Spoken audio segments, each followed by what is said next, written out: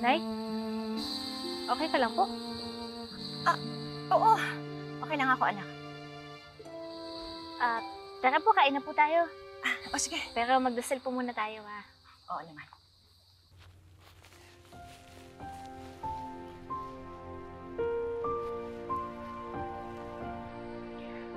Lord, maraming salamat po sa lahat ng blessings.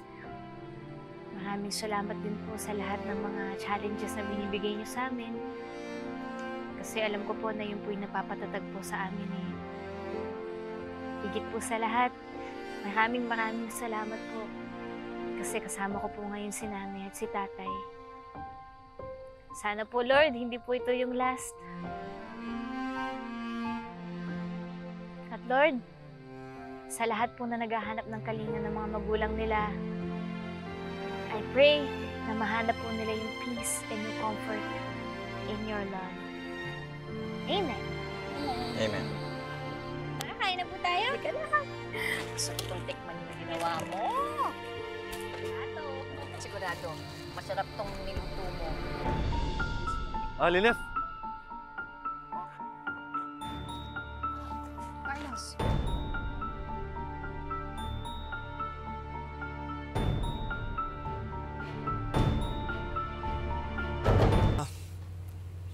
Annalyn, pasensya ka na.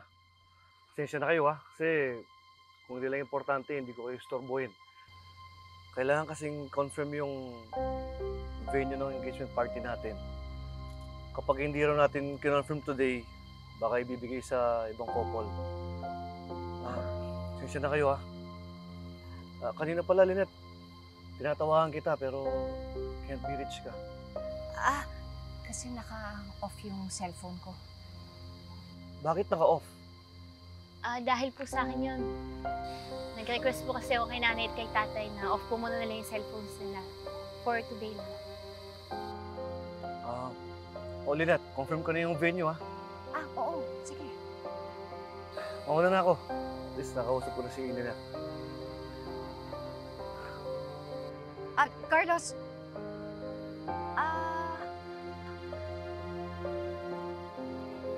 Baka di mo na lang kami saluhan. Ang dami namang pagkain, hindi naman namin mauubos yan eh. Hindi na, nakakaya naman.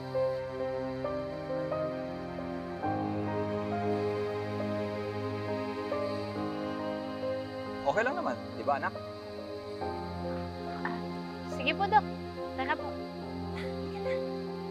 Tara. Tama, dyan nagugutom na ako. Ito. Ang sarap lahat yan Bibigyan kita lahat.